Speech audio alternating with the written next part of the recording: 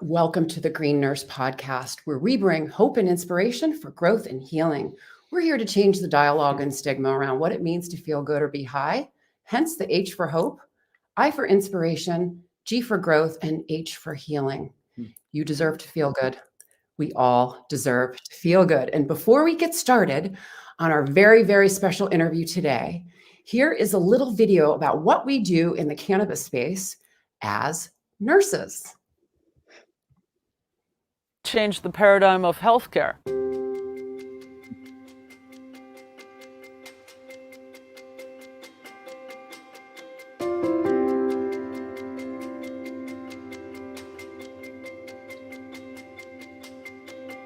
The Green Nurse is a holistic cannabis nurse that teaches on the endocannabinoid system and the safe utilization of cannabis and other progressive tools to help people reach a better quality of life. I'm the founder of Holistic Caring. We're based here in California, and we do educational programs and case management for patients on how to use cannabis therapeutically as a medicine. We're also here to decrease stigma around what it means to feel good and be high, hence the H for hope, I for inspiration, G for growth, and H for healing. As the founder of Holistic Caring, I basically oversee the whole ship. And what we're doing is progressive education. Cannabis actually supports all 11 organ systems, our immune system, and all the neurotransmitter signaling systems that give messages to tell our body to either do something or not do something. Because the plant was prohibited, it prevented health professionals, doctors and nurses from learning about cannabis as medicine. I want to change the paradigm of healthcare and us paving the way into a new vanguard of medicine. It's about education, it's about empowerment, it's about teaching people how to feel good, bridging the gap from what they're not getting from traditional medicine, utilizing different plant medicines, adaptogens, tips, tricks, hugs, and nugs of information to support and nourish the most important system in our body. And it's a lot of soul work, a lot of love, a lot of discipline, and meditation. I'm using my life work as a testimony to others to learn how they can be their own hero and then go help heal the world. And we are, as nurses, the game changers.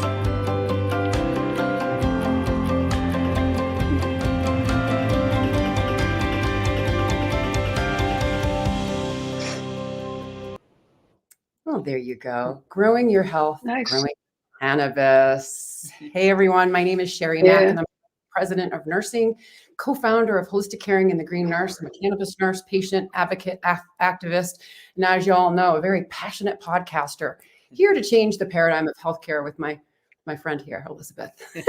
I'm really too excited to announce this is the 7th year podcasting, The Green Nurse, Living Your Best Life. Started podcasting in 2018 when the National Council of State Boards of Nursing came out with the guidelines that all nurses must have 6 essential areas of knowledge when it comes to cannabis as medicine.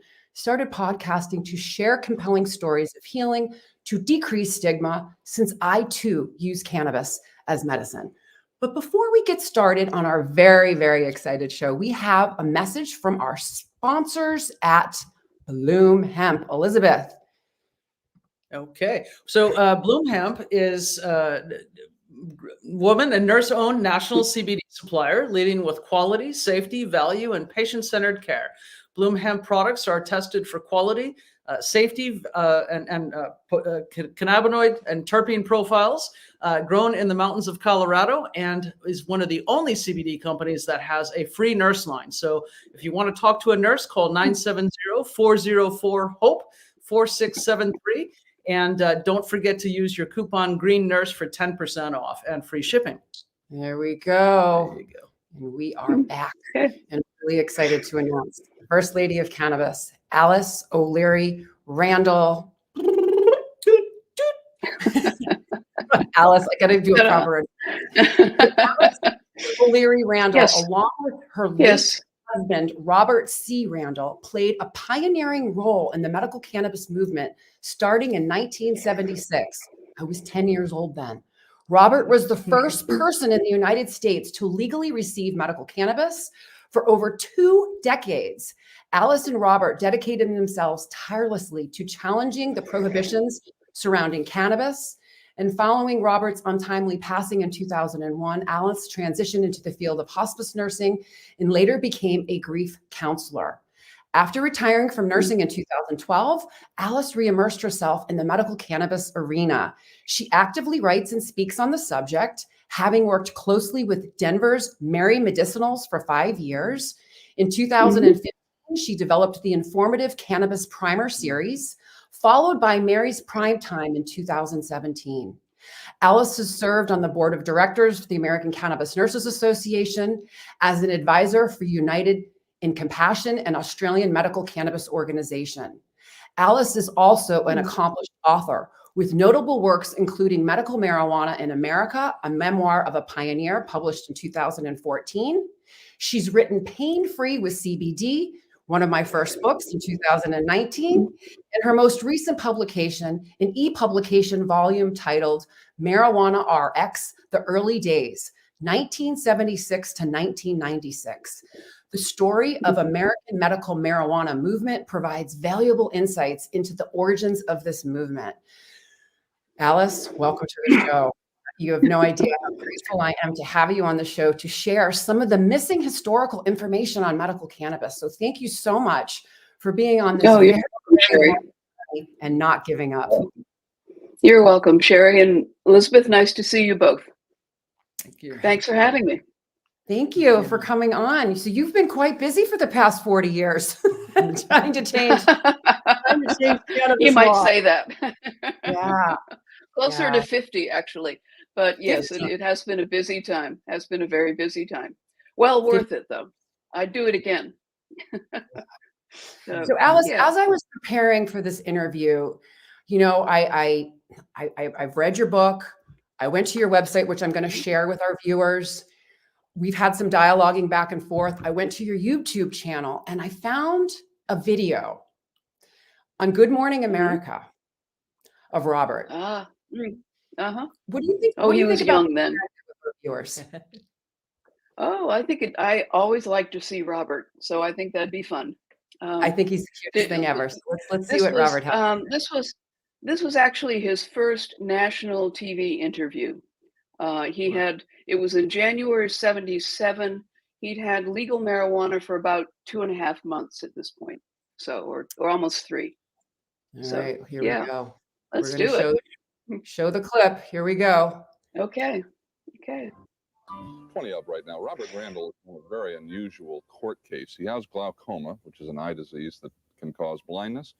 He found that smoking marijuana helped his sight better than what the doctors prescribed for him, so he asked the government for permission to use the drug legally. But before the permission was granted, he was arrested for possession of marijuana, and the judge in Washington, D.C. dismissed the case because Mr. Randall was using the drug to keep from going blind. Good morning. Good morning. Nice to have you with us this morning. Thank you. You won the case, and the government provides your marijuana. How does this work? What's the system? Well, there are 2 separate cases obviously involved. One was the petition, which was directed against the federal government and was merely a request for legal access to quality control marijuana. That came through, and so now I'm receiving the marijuana from the government.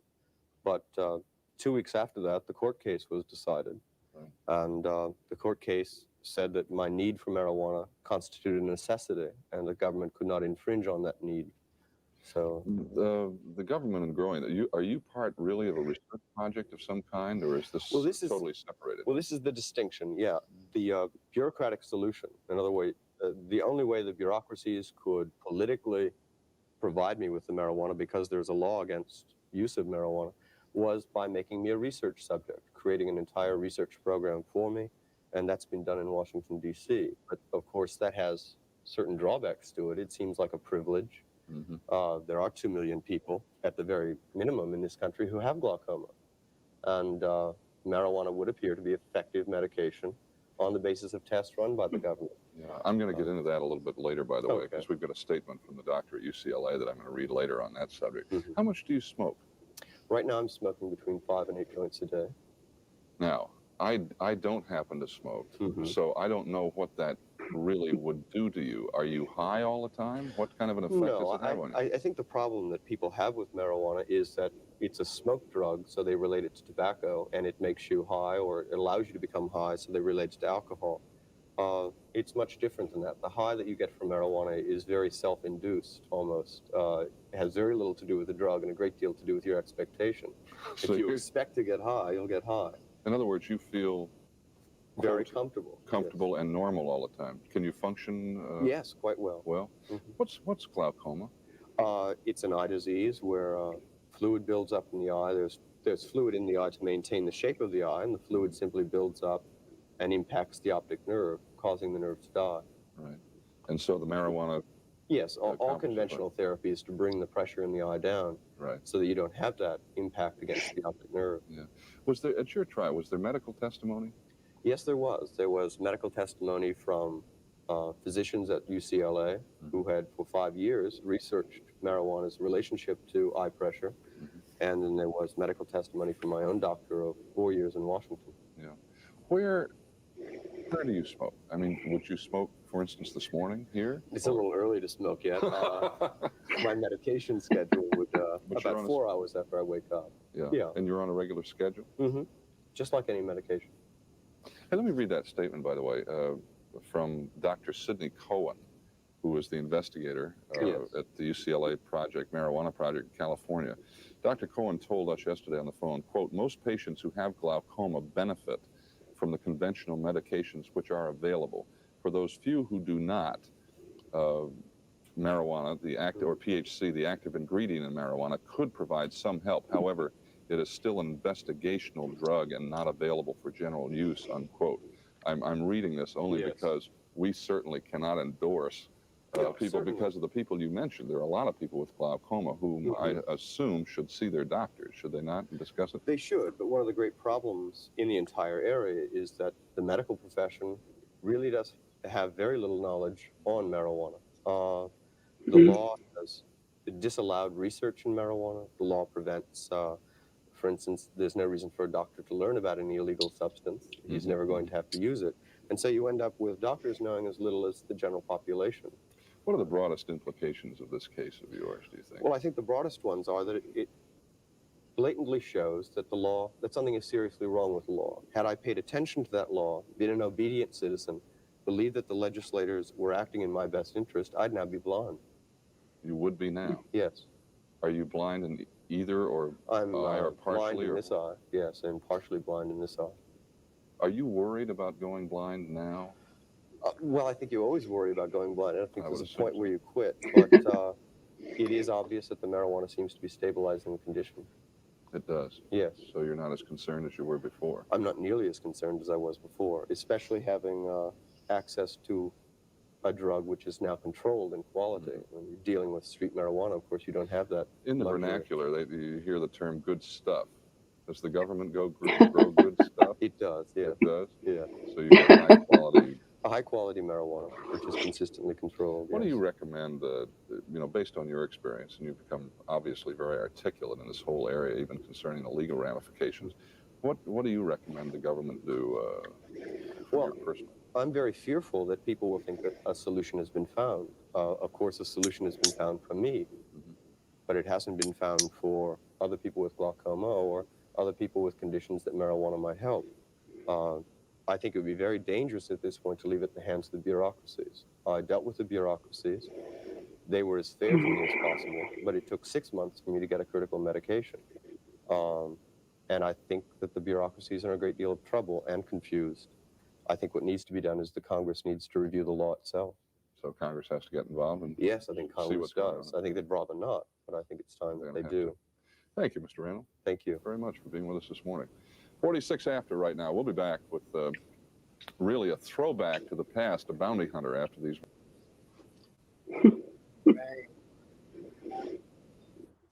That's my guy.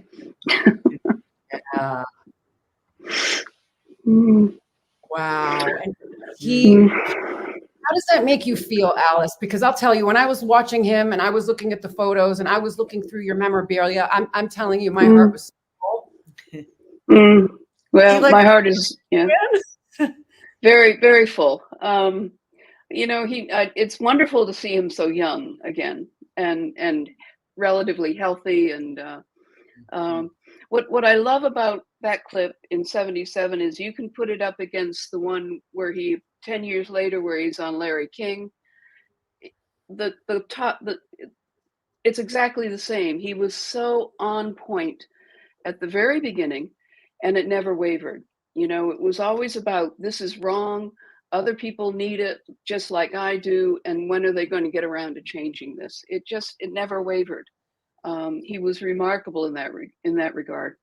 And he had a wonderful sense of humor, and he was just a terrific guy with a very big heart, very big heart.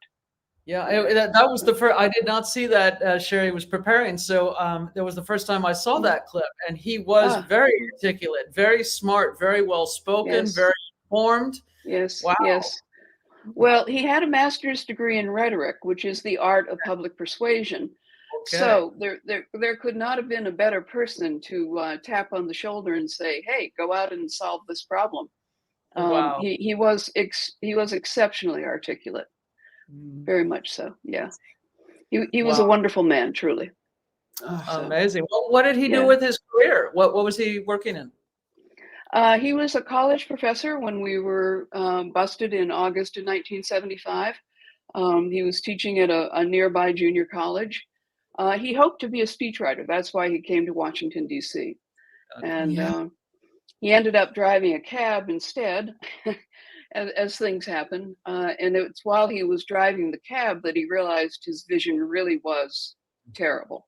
That was a question. Like, when did he realize that he had a problem with his eyes? Because glaucoma treatment back then, like as we discussed, wasn't as advanced as it is today.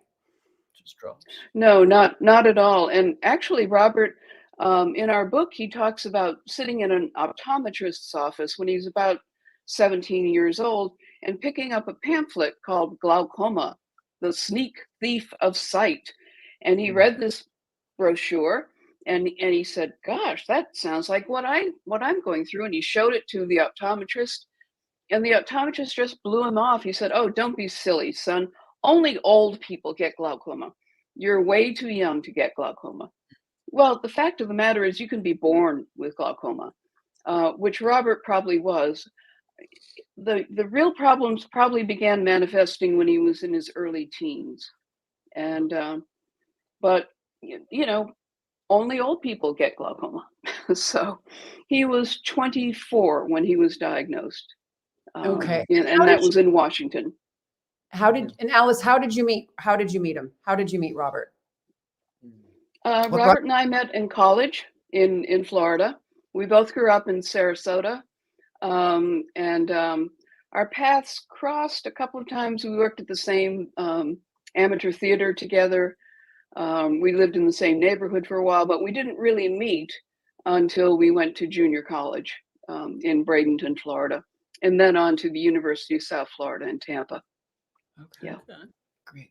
And so how did he discover cannabis? Like, we know it's back in the 70s and, cannabis. 60s. Yeah. Okay. How did we score cannabis? Was that the question? How did he score? How did he discover? Discover. Oh, that's very interesting, because all through college, whenever we would have marijuana, I noticed Robert, we'd be smoking and he'd be doing this, with his eyes. And he was noticing the difference when he smoked, that he could see better. But he never put the pieces together. And then when he moved to Washington, D.C., the connections dried up. He had no marijuana for many months. And that's when the glaucoma became very aggressive, because he wasn't medicating. And that's what sent him to the ophthalmologist. And then a newfound friend in Washington one night gave him a joint, and he took it home.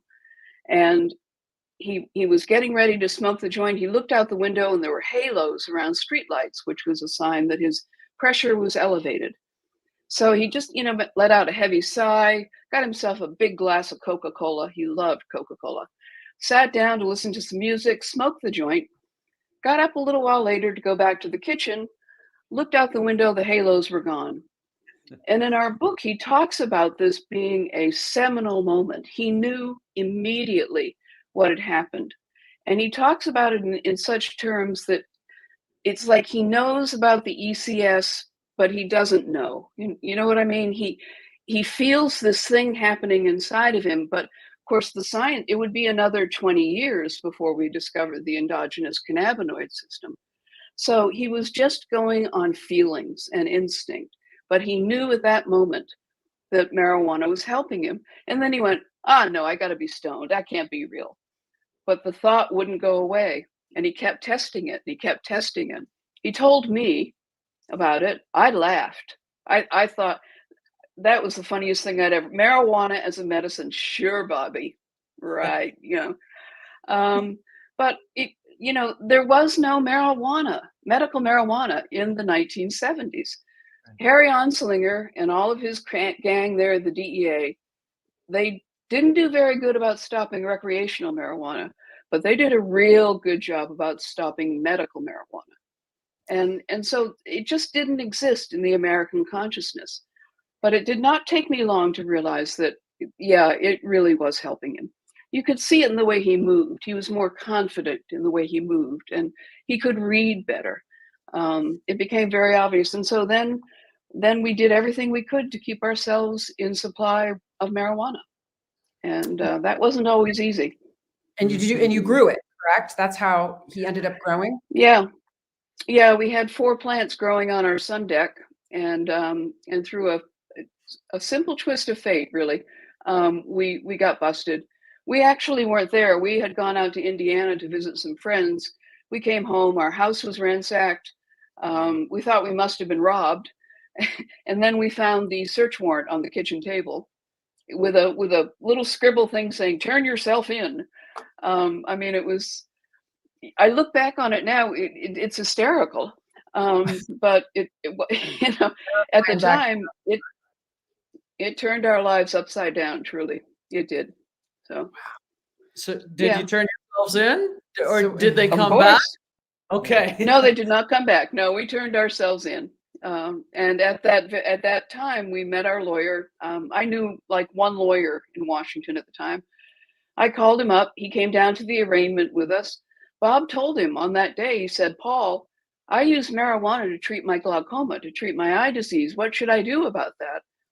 And Paul, God bless him, he stifled that laugh that he wanted to. So he just had this lawyerly smirk on his face and said, "Well, Bobby, prove it." Well, Bobby did. So, and that's how we got started. We got some information from NORML that, and it had some information from the National Institute on Drug Abuse, and that gave us some avenues to explore. And so we did, and pretty soon we were really immersed in the whole issue, truly. Yeah. So in 1976, he became the first person to gain legal medical access to cannabis. Mm-hmm. Tell me the story. That's correct. How did that come about? Well, it was really a two-pronged situation. We'd been arrested. Obviously, we were facing charges. We could have paid I think a $250 fine, because it was really just a misdemeanor charge. But we decided to fight it, and the lawyers that we had, they got excited about it. They could see right away that this could be a case that, if we could prove it, which Bobby did, it could really go somewhere. So we had the criminal case, and then we also had a civil case. We filed a petition with the National Institute on Drug Abuse, the FDA, and the DEA, asking permission to use their supplies of marijuana to treat Robert's glaucoma. We were very fortunate. We were able to get Robert into the UCLA study that was run by Dr. Robert Hepler. And it was almost on the verge of shutting down when Robert called Dr. Hepler. But we got him in. NORML paid for his fare to go out to California, and he was at UCLA for 10 days. They treated him with every possible combination of conventional glaucoma medications. They tried THC capsules, and they tried smoked marijuana. The only thing that worked was a combination of the conventional medications, eye drops, and the marijuana. Conventional medications alone didn't work. Marijuana alone didn't work. You put them together, Robert was able to save his sight. Wow. So we had that information to go to court with, and we did, and we prevailed. So it's wonderful synchronicity that Normal pitched in and helped him get to California and knew about the trial and got him in and got that data to then go back into the courtroom, which influenced everything. Exactly. After that. Yeah. Right. And not only the courtroom, but also the National Institute on Drug Abuse. They looked at this data. There was no denying this data. Marijuana was critical to Robert's eyesight. Well, none of those agencies ever expected a single individual to walk up to their door and go, "Excuse me, I need marijuana medically." They were all prepared for onslaughts from Normal and any other any other organization you can think of, and lawyers and all that. They had never considered the power of a single individual coming in and saying, "I have incontrovertible proof that I need marijuana. What are you going to do about it?" They had to act affirmatively. But they made very clear that nobody else was going to get through that way. They weren't happy about it, but there wasn't much they could do, frankly. There really wasn't. They tried hard, but there wasn't anything they could do. So. Yeah. Well, and that's what I so love about, investigating the historical aspect of what Robert and you did is you guys, you were able to get him medical cannabis from the government. I want you to share that story of how he has it mailed to him. And then you continue to fight for other patients to get cannabis because that's incredible. He didn't stop. He didn't stop helping people, and neither did you. And I just No, he did. Well, when we first got arrested, we really pulled inward. We didn't think anybody else knew about marijuana as medicine. We thought this was something we had discovered all on our own, And then after the arrest, to discover that the National Institute on Drug Abuse had been doing these tests, well, it made us angry. And so we decided, okay, let's try to get it for Bob. Well, once it became obvious that we were going to succeed doing that, then we start to look around us, and the publicity in the case started, and we immediately started getting letters from other people saying, "Hey, I live in Maryland and I have MS and I noticed when I smoke marijuana, it seems to help me too." Or a glaucoma patient from, somewhere else. I mean, we immediately started hearing from people.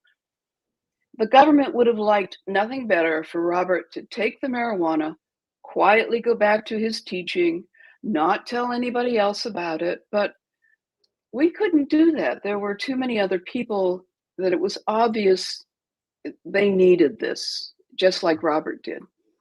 And I think we were both raised as people who we believed in the American way. We believed that if you proved your case and walked up to agencies, they'd be there to help you. And that, that initial naivete got us started. And then, the rest we just kept going. So. Well, yeah, and that whole impetus that happened to me too, right? When I crashed my bicycle at the end of 2014, I was introduced to CBD at my chiropractor's office as a topical, and ended up taking CBD internally with some capsules that I was able to buy, and I started to heal. And then I started to heal from not only the injury, but everything else that was wrong with me for 20 years. And I said, if I can help myself, I have to help others. And it's a natural inclination for people like us. I think it is. Yes, I think it is.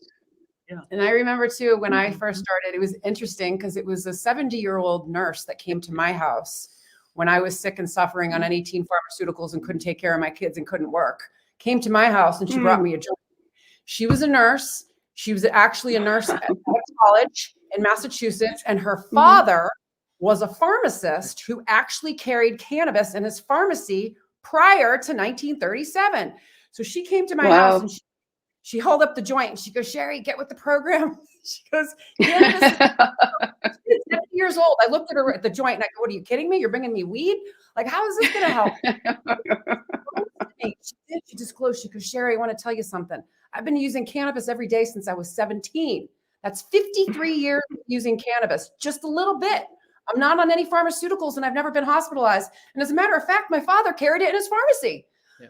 There you go. Had Yeah. to, right? Yeah. Sure. Well, nurses are the most trustworthy, you know. Yeah, 22 years in a row. And I Yeah, love, that's right. I don't know where we are in the questions, but I love what you said about the DEA was very successful at shutting down medical cannabis, obviously not recreational because people still had it, but shutting down medical cannabis. Speak to that. Yeah, that's. Well, I mean, Harry Anslinger clearly set out to do that, and he got it removed from the pharmacopoeia. He made it, you know, the 1937 Tax Act said that doctors could still use it, but then they made the system so convoluted that it was just impossible to get easily. I mean, we didn't have faxes then. We didn't have email. You had to fill out all these forms, take them to the post office, send them, wait. They would send it back, say, no, you need to do it this way. You know, I mean, the same old runaround, but with none of the technology. But he was, well, Harry Anslinger, let's not go there because I could spend an hour talking about Harry Anslinger. But he was clearly trying to shut that reputable use of this plant down. And he did a very good job of it.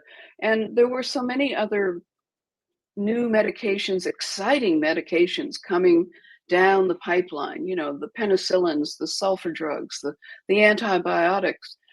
You can't blame the medical profession for being distracted, shall we say. But I think sorry? You can see the corruption, the influence of pharmaceuticals and you know, pain medications as opposed to using something that's more natural. Because, you know, we specific the word naivete. Did he really think that the recreational use was going to be shut down? Like in Reefer Madness, where people were just enjoying it. Yeah. Well, you know, it's not a good thing to go too far into Harry Anslinger's mind, I think. But you know, he really did a number on the medical use side. And when I think of the years of lost research, you know, those 40, 50 years there where we just, you know, there was just nothing happening with this plant. Whereas I know in Czechoslovakia in the 1950s, they were looking into it. They were making a whole compendium of plants with medicinal use.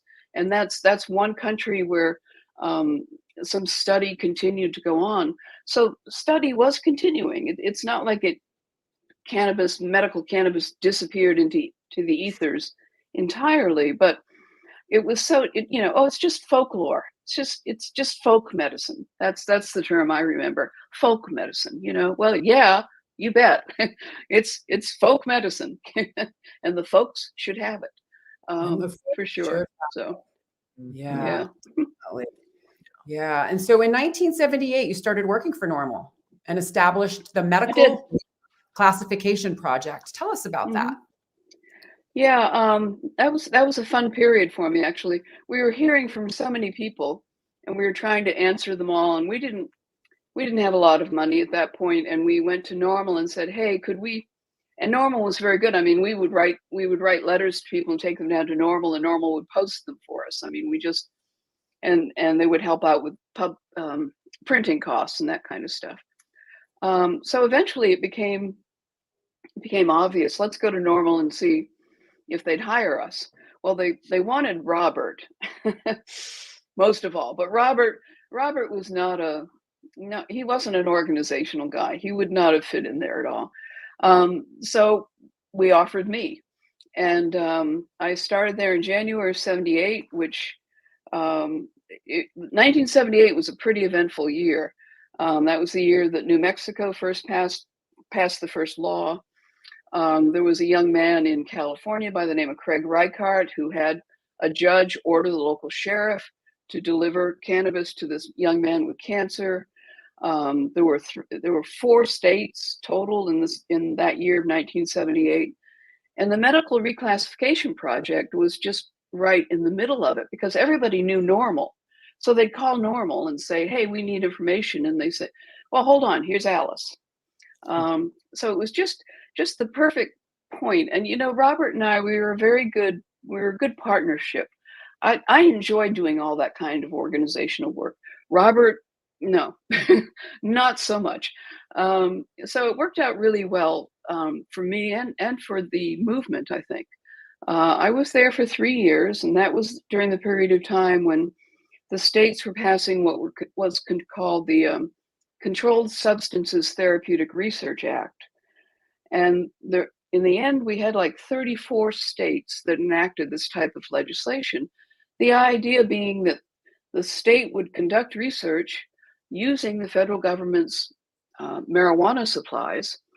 And we thought, this is great. The government wants research. We can give them research. It's controlled by the states, and then 5 years everything will be legalized. It'll be great. Well, it didn't really work out that way.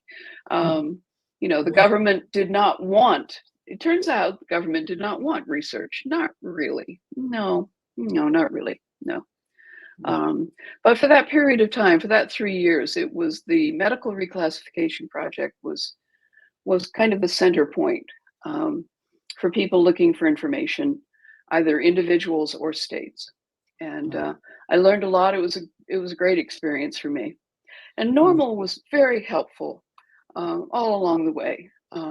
We had our good times and our bad times with them, but for the most part, they were very supportive, and they deserve to be recognized for that. And I'm sure you saw a lot of political shifting at that time, right? We all know 1970, the Controlled Substance Act, Richard Nixon, Yeah.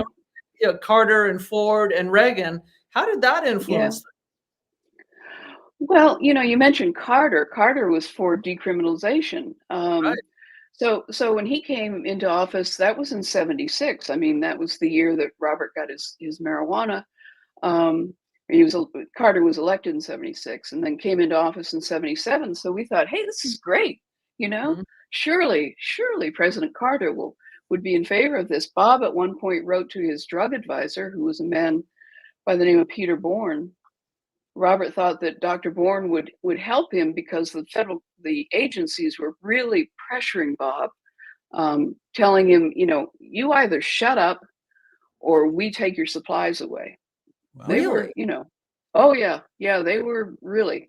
And so Bob wrote to Dr. Bourne, the advisor to the President of the United States, thinking, well, thinking he'd stand up and say, well, we're not going to stand for this. Well, Dr. Bourne wrote back and said, Bob, if you don't shut up, they're going to take your supplies away. Seriously, he did. So, that Robert knew right away, okay, so you're threatening my right to freedom of speech by taking away my critical medicine. I mean, it was a tremendously foolish move on the part of the advisor to the president. But Robert just kind of kept that letter quietly to himself for a while. And then it came in handy in 1978. They being the federal government, managed to lure away Robert's doctor from Washington, D.C. His name was Dr. Merritt. He moved to North Carolina. Robert couldn't find another doctor. What a surprise. I mean, no doctor wanted to go near this case, right? So Robert's supplies were taken away in 1978, beginning of 1978. And that letter from the presidential drug advisor became the cornerstone in a civil suit, Randall versus the United States, which was in May of 1978. And it was that case that established the Compassionate IND program, which allowed a dozen or so. At one point, we were up to close to 20 people receiving supplies of federal marijuana for medical use for a wide variety of ailments. So what seemed like a terrible thing when the government took Robert's medicine away, in the end turned out to be a pretty good thing, because we were able to get other people into the program and start building. It was always a process of building, one brick on the other, So. And we're still building. Yes, you are. Good luck, Yeah. kids. Yeah. Mm. Yeah. So fast forward to the 1990s. How did the AIDS Okay. crisis impact medical cannabis reform? HIV and AIDS. Uh, Yeah. HIV and AIDS. Wow, what a time. Brownie Mary, I we, asked you about you had met her. yeah, I've met, of course, I met Brownie. I met Mary. Mary But Mary Rathburn, but Mary and Dennis and those folks are on the West Coast. We were on the East Coast. You know, we started an organization called the Alliance for Cannabis Therapeutics. That was in 1980, and as early as 1983, we started receiving phone calls from AIDS patients who said, you know, when I use marijuana, I feel so much better. And Bob would say, hey, well, why don't we get you, we'll get you a compassionate IND. We'll get you legal marijuana. No, I don't have time for that. I just wanted you to know that marijuana is important to people with AIDS. We had one young man who called us. He had been tracking when he had marijuana and when he didn't, what his T cell counts were. When he had marijuana, his T cell counts went up. When he didn't have marijuana, they went down. And he said, I don't, something's going on with my immune system in marijuana. He said, I just want you to know that. But it was such an awful time because AZT was the only medicine they had. It wasn't very effective. And people were just dying. They didn't have the time to make the fight. Finally, one patient in 1989, his name was Steve. He lived in Texas, and he set out to find us. He knew that we existed somewhere. He had AIDS. He contracted it from a dirty needle, and he wanted to get marijuana legally because he knew it was helping him feel better, and he knew it was important to AIDS. So he tracked us down. We were able to get him into the Compassionate IND program, and that started, he was very keen on, I want to make news. I want to get this story out to others. So we made news for him and we got the story out. And Steve died, Steve died in February of 1990. High Times magazine called not long after Steve's death and said, wow, this is really an interesting story. Would you write an obituary? Bob said, of course I will. So wrote an obituary. It got into the April issue of High Times. And in Panama City Beach, Florida, there was a young couple by the name of Barbara and Kenny Jenks who were just getting out of jail. They had been arrested for growing some marijuana. I think they had 3 plants in the back bedroom of their trailer in Panama City Beach. And Kenny said, I'm going to go to 7-Eleven. I'm going to buy a High Times magazine. We'll find a lawyer. Well, they didn't find a lawyer. What they found was Steve's obituary. Now, they were kind of like Bob and I. They thought they were operating in this quiet little orbit where only they knew it was, helping them. And suddenly their world just exploded. They called Bob. Of course, we helped. We got them into the Compassionate IND program.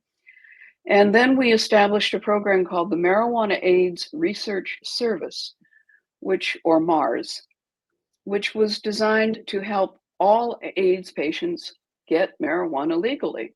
Because what we had learned with AIDS was that the forms that you had to fill out for the government became remarkably easy.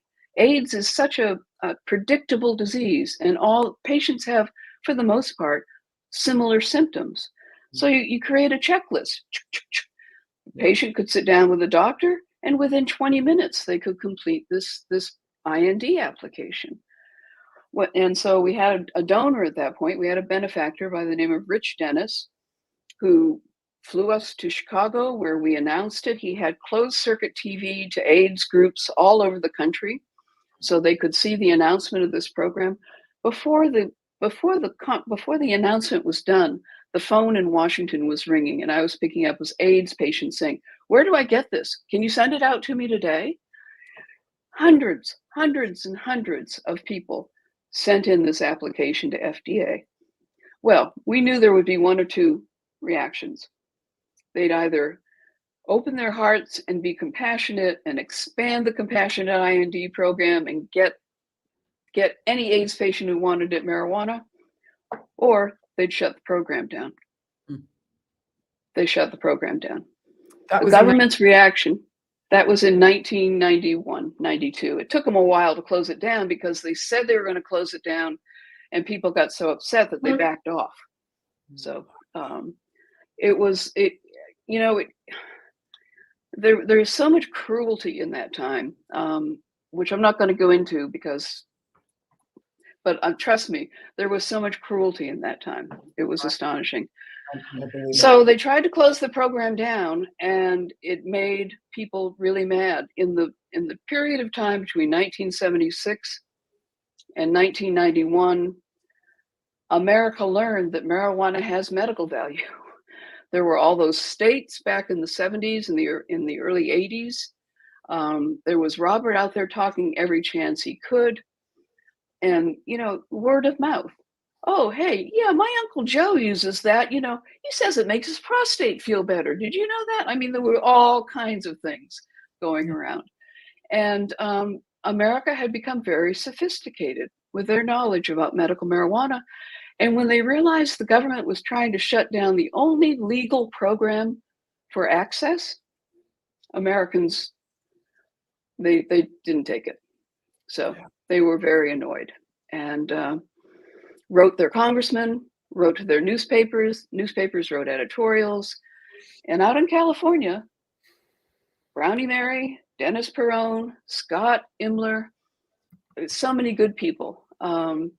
They said, we got to do something about this. So it started with San Francisco passing Prop P, which was just a citywide initiative. And it really didn't do much other than tell the police not to arrest people using marijuana medically. But that evolved into Prop 215. Mm-hmm. And the rest, as they say, is history. I like to think of it as the government getting hoisted on their own petard, because they shut this down and they thought, okay, we got them now. Shut it down. Well, it just exploded, and they blew it. Good. So. Right. They shut down the program benefiting 20-some people, but then they opened up Pandora's box to open it up. That's exactly right. And millions. That's exactly right. And exactly right, Elizabeth. From just the medical approach for a few to everybody needs access to this. And I love how in 1996 I voted for it. I've been here forever. And I remember everybody starting to say, well, how do I get marijuana? And I remember, I was a nurse back then and working in hospitals, and we would have joints here and there, not that much, but we lost the fear of being arrested, really. And for the most part, we weren't growing, or we weren't doing anything like that, and there wasn't any dispensaries to speak of. But it was a slow build to just getting some kind of allowability for this plant to exist in the context of it makes me feel better, and that's all right. Yeah, exactly right. And of course, the DEA tried to shut down those early. Dennis Perrone had a smoking room. I can't remember what he called it, but people came there, and there was cannabis available, and so they tried to shut it down in California. They tried when Oregon passed their law, I think the next year or maybe 2 years. They tried to close those down. I mean, DEA tried to stop it, but it was too big at that point. I mean, they had just stomped on people for so long, but people get tired of being stomped on, and they had so many opportunities to handle it properly, and they blew every one of them. They just, because they're just, I don't know, they just. It's the Harry Anslinger thing. That's all I keep. My head just comes back constantly to. They couldn't get rid of the ghost of Harry Anslinger. I swear. Anslinger, I call him Asslinger. Yes. Yeah. That's good. And I was a CNN junkie for a long time, and I watched all the Weed series when they were live back in when Sanjay Gupta started doing that, and Sherry and I watching them the last week or so in preparation for numerous things she's working on to really give that history. And we were watching Jeff Sessions the other day, and he could have been the next Harry Anslinger. He could have. But you bring up that weed documentary. That was so important. In 2013, his first one, that was the first time America saw a figure of authority stand in front of a camera and say, I was wrong. I had it wrong. And that is what America was waiting for. And after he did that show, wow, CBD laws only. I mean, we had those for a while, the CBD only laws, but it just spiked up tremendously. He gave it legitimacy that America had been waiting for, that authoritative figure. And it turned out to be Sanjay Gupta. He was a doctor. He wouldn't lie to us, right? He's a doctor, and he's on TV. and watching the trajectory of all of these families with Charlotte Figge leading, right? And that expose of showing how this was so remarkable, from 300 seizures a week to one or two. And then all of the other people. Now, why did the government not, because you were in history back then, not open up another round of the investigation on new drugs, and that we're going to then take the CBD into the government, and they already had a patent on it.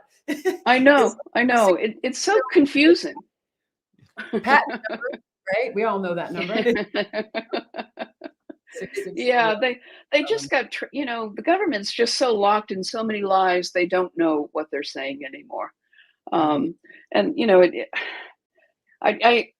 hope something comes out of this Biden request, but it wouldn't surprise me in the least if DEA said, nope, but let's hope they won't. Let's hope a request from the President of the United States carries a little more weight than the endless number of petitions they've had from just us common citizens. Let's hope. It's petitioned numerous times to reschedule. I think at least 10 rescheduling. Oh, now. Yes. Yeah. And we for the viewers, we were very involved. For the new people that are listening, let's talk about what's going on with the government, because some people aren't. And what Schedule 1 is. Yeah, so Schedule 1, Elizabeth. Okay, Schedule 1, no medical benefits, highly addictive, dangerous, abusive, and even under clinical supervision, you can't use it. And we know that hypocrisy. Right. You have 38 states. Yeah, 38 states, 24 with adult use. And the ploy now is to reschedule to Schedule 3, where Marinol is, synthetic THC, testosterone, benign things that are still a pharmaceutical route. We have to keep the botanical ones with the dispensaries, but having access for physicians to be able to prescribe. All right, but so the DEA is the one that does the descheduling or rescheduling, and so the HHS and the FDA have written letters to the DEA to either deschedule or reschedule. Reschedule. Yeah, but DEA has the final authority. We went through this in the 80s. From 1986 to 88, we had hearings before the chief administrative law judge of the DEA. We brought forth dozens of patients. We had 34 state laws that had tried to set up these Controlled Substances Therapeutic Research Act programs. We had a lot of evidence, and Judge Young said, yeah, it should be rescheduled, absolutely. And the DEA rejected that. Well, we went to the Court of Appeals, and the Court of Appeals we went to the Court of Appeals 3 times, I think. Eventually they said, the DEA has the right, the DEA administrator has the absolute right to schedule or not reschedule. This is what worries me.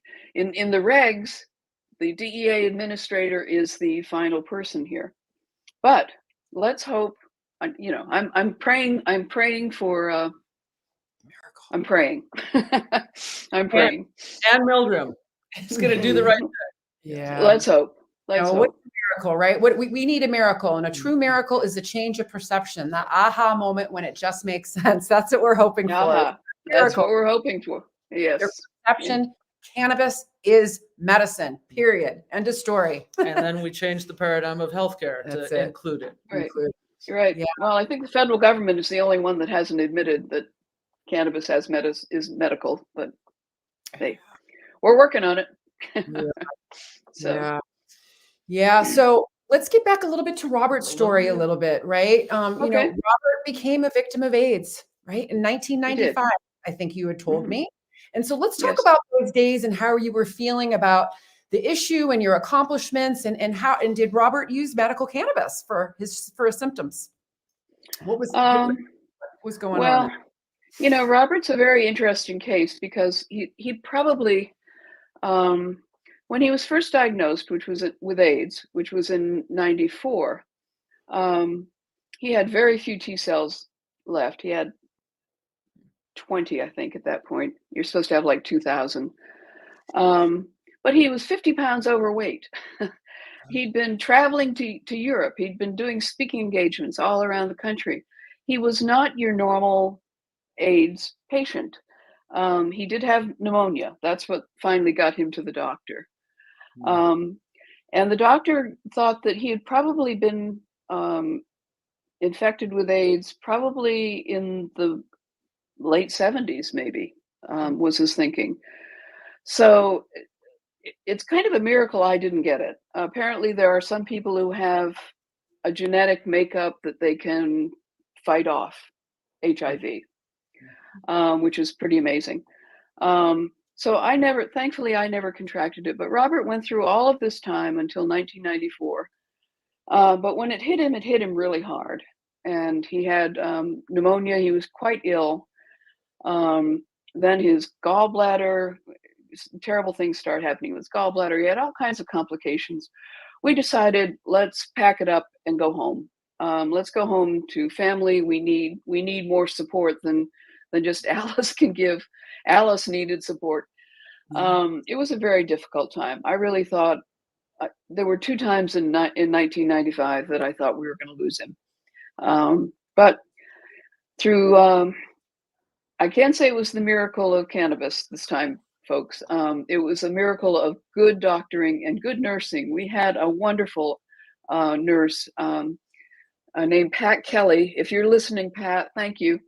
And she just nursed Robert wonderfully. And we also had a wonderful doctor who figured out that the problem was he was taking this medication to not have the pneumonia come back, and it ended up first killing his gallbladder, and then it went after his pancreas, and his pancreas blew up to the size of like a small football that a kid plays with, and that nearly killed him. But by the time he got through all of this and came out on the other side, the new cocktails had arrived. The HIV cocktails, AIDS cocktails had arrived, the 3 medications. And he could take 2 of them. When they added the third, everything went haywire, but he was able to tolerate 2 of them. And that gave us another 6 years. We had 6 really good years in Florida. We were able to write our autobiography, which is the Marijuana RX book. And I'm so grateful for that because I forget things and I go to the book and I can remember them. You know, it's a long time ago at this point. And Robert insisted on everything being in that book. And you can see here it is right now. And you can see it's not a short book. It's everything is in this book. And I'm so grateful to him for insisting on that because it's just been such. And then we insisted to the publisher that it have an index. So, and for those of you out there who don't know what index is, it's the search feature on a hard copy book. Okay. So it's been a wonderful resource for me. And that's the book that I've taken recently and made into an EPUB with all of the links that link to the court decisions, to news articles, to the state laws, to articles and pictures about the people that we worked with.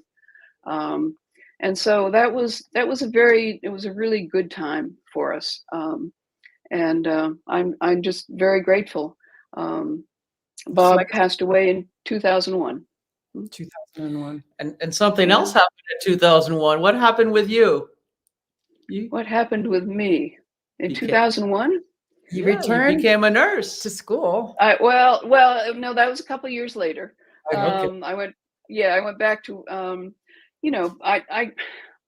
I needed a break from marijuana. I did. And Robert wasn't there, and I needed a break. And my sister said, well, if you could do anything at all, what would it be? And I said, well, I'd work for hospice. And she said, well, what's stopping you? And I said, well, I'm not a nurse. She said, well, what's stopping you? So I went back to school, and I was 54 years old. I'm an LPN. I went to the practical nurse route. I just didn't think I could do 3 years in college. And, I'm really glad I did that, because registered nurses these days, I love them all, but in hospice for the most part, they're paper pushers. There's a lot of paperwork. I ended up in a hospice house doing patient care, which was what I wanted to do. And I was caring for patients. And honestly, it was just a wonderful, wonderful experience. And I'm so glad I did that. Then I retired in 2012. People started calling me and saying, hey, will you come here and speak? Will you come there and speak? And I thought, geez, I'd better find out what's going on out there. It was a new universe. It was a whole new universe. So in 2014, I threw the dog in the van. We went cross country. I stopped in Denver. That's where I met the good folks at Mary's Medicinals, Nicole and Lynn. Met Nurse Marcy, and met a lot of wonderful people there. Then up to Oregon to the Patients Out of Time conference. Met more wonderful people, learned a lot, and ended up working with Mary's Medicinals for 5 years as their ambassador and their educational program, as you've already mentioned. Yeah, it was wonderful. I've had a wonderful life. I really have. It's just been extraordinary. I love Mary's Medicinals, and I love the primer that you built for them. That was some of the early work that trained me. Well, thank you. I love doing it. And, they would print up thousands of copies and give them to the dispensaries, and they just went out everywhere. I was amazed at how far and wide it went. It was great. And then the Mary's prime time, I was going to conferences literally around the world and reporting on these conferences, because, oh my God, the research during that time was coming left and right. It still is, right? So that was fun too, to be able to report on that and tell people what the scientists were doing. It was this plant is. I speak of it as the universe. It's constantly going outward, learning more, showing more, displaying more to us. It's just a wonderful, wonderful thing to have been involved in. And it's so wonderful that you have stepped back into the space and are continuing to educate and are continuing, to bring it's legacy work. Historical medical legacy work to the forefront with information that has been missing for so long. So I want to share your website. I like that. First. Please. Yeah. How do people find you and shop and buy the primer, buy the book, everything? There you go. There it is. It is. Medical Cannabis Historical Memorabilia Store, and there's a link below in the show notes that you can go. Okay. This is Alice O'Leary Randall's page, her shop, home resources, the Santa Cruz Movement, Project 50, Robert and Alice, the Memory Blog, and the Memorabilia Store.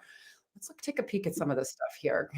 Groundhog Day is one of Robert's favorite holidays. To learn why, visit the Memory Blog. To celebrate, all memorabilia products are on sale for the month of February, 50% off.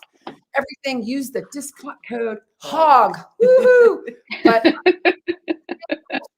we have there's the PDF. Yep, we have the book. And so we have the book here. Then you have, and let's talk about some of this stuff. Yeah, these are little monographs that just tell little stories. And they're short, easy to digest. And these are all available EPUB or hard copy. So there you go. And then the tins are a big favorite. I have one right here. Quickly, look at that tin. Yeah. Wow. Yeah. 300 people. 10. Yes. Yep. And by the way, it wasn't very good marijuana in that Good Morning America thing, he says the government's marijuana is pretty good. His opinion changed on that over the years. And it was never really any higher than 2.6% THC content, which is so laughable in today's world. But it saved his sight. He still had his sight at the time of his death, and that's 20 years. Wow. So it may have been low THC, but it did the job. So I think that's important for medical users, that, you know, you don't have to get to that high THC stuff. In fact, that can be very detrimental to you. So therapeutic use of cannabis. We need to find the balance, right? We don't want to. That's right. THC, what happens? Your body says, "Oh, I don't need to make my own anandamide. So what am I going to do? My receptors hide." Right? So we want, the goal of taking cannabis is to do what? To function. Tune the ECS. Tune the ECS. Function. Yeah. A cell signal. I like it. Exactly. It's to function. And live our best life. So Alice, this has been an absolutely amazing show. Wonderful. We did have a couple slides to show, but we don't need to show them because we've covered so much. You've really been an amazing guest. I'm so grateful. Oh, thank you. Thank you. It's been fun. I've really enjoyed it. Oh, so it's great to spend some time with you too. Yeah. Oh, good. I'm so glad. I'm so glad. So this show is going to be, this is on YouTube. It's been streamed on multiple different platforms. Don't hang up. I'm going to just close out the show, and we'll have you back on, because I think there's some more work we need to do for sure. You are a wealth of knowledge, and I know our viewers would greatly appreciate to hear from you as well. I'd love to do it. Of course. You got it. All right. And so this wraps up very much. Episode of The Green Nurse, Living Your Best Life. Remember, everyone, what it's all about. It's all about living your best life and helping others do the same. And I'm just going to end again with one little video that's one of my favorites on hope, inspiration, growth, and healing. Okay.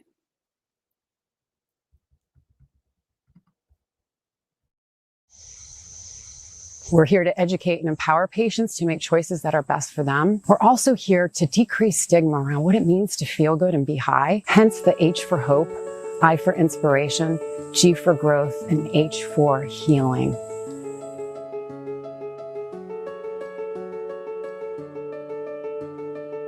The Green Nurse is a holistic cannabis nurse that teaches on the endocannabinoid system and the safe utilization of cannabis and other progressive tools to help people reach a better quality of life. I was cannabis agnostic for many, many years. And you know, the more research I did, the more I discovered that cannabis is this amazing medicine. I was told that I had a 4-stage pancreatic cancer. The doctor really told me he couldn't do anything else. He gave me her name, and she called me and she came to my house. She started to give me cannabis. My oncologist was puzzled because he couldn't find the cancer anymore. All of the learning that we get comes from the Green Nurses Group, comes from their support, comes from their guidance.